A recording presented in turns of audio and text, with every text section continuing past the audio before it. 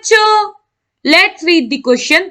Assertion: the community of an ecotone commonly contain the organism of each of the overlapping communities, and in addition the organism which are restricted to the ecotone. Reason: the tendency for increased variety and density of community junction is known as the edge effect. Option A: if both assertion and reason are true, and reason is the correct explanation of assertion. Option B: if both assertion and reason are true, but reason is not the correct explanation of assertion.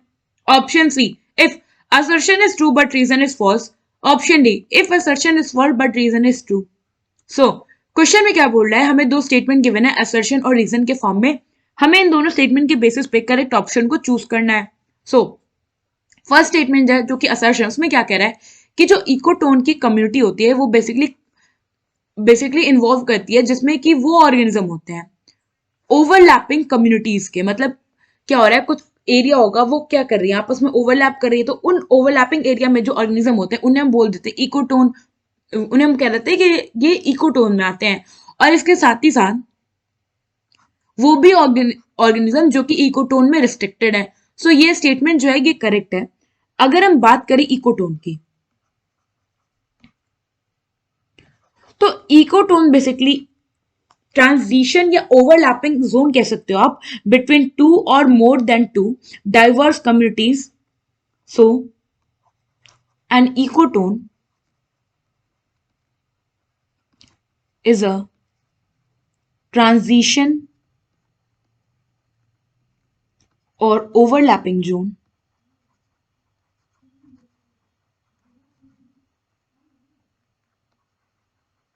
between two or more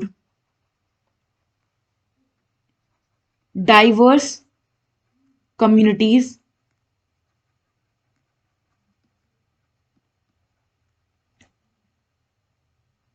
as for example between forest and grassland,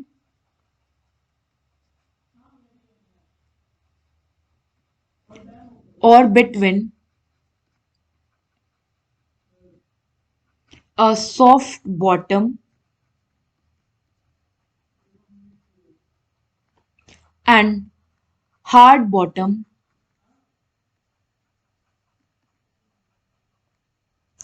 marine community.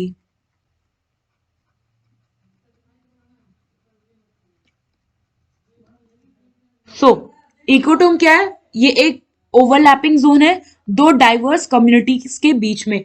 मान लीजिए ये एक area है, ये एक area है, और for example ये अगर हम इसे ऐसे समझ लेते हैं, मान लीजिए ये एक एरिया है, ठीक, यहां पे है फॉरेस्ट और यहां पे है ग्रासलैंड, और ये जो इतना पर्टिकुलर एरिया में अगर आप देखो तो यहाँ पे आपको फॉरेस्ट यानी कि ट्रीज भी दिख रहे हैं और ये शर्ब्स भी दिख रहे हैं यानी कि ग्रासलैंड भी दिख रहा है. तो ये जो एरिया है इस एरिया को हम कहते हैं इकोटोन.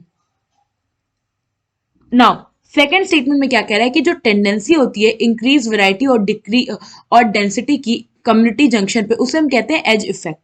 सो ये भी स्टेटमेंट करेक्ट है.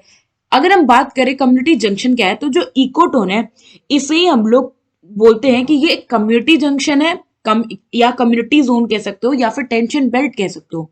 So it is a junction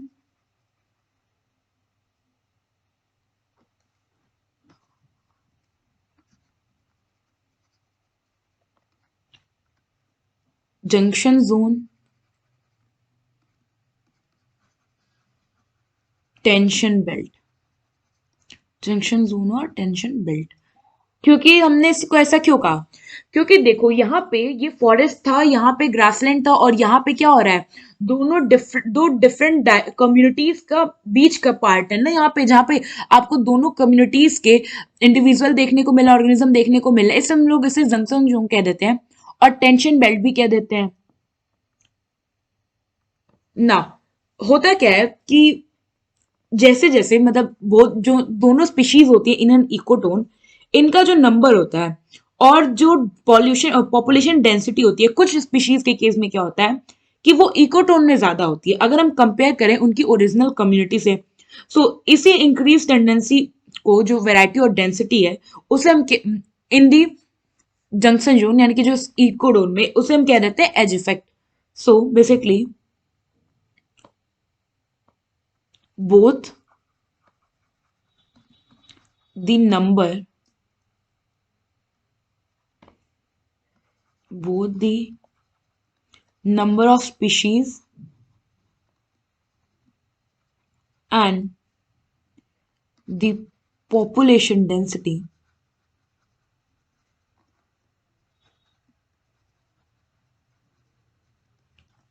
of some of the species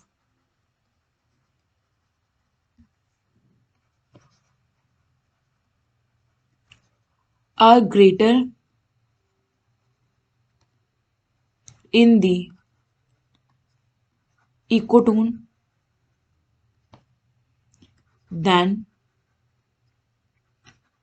in the communities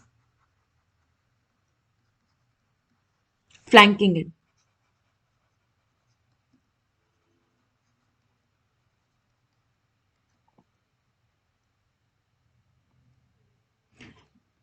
And the tendency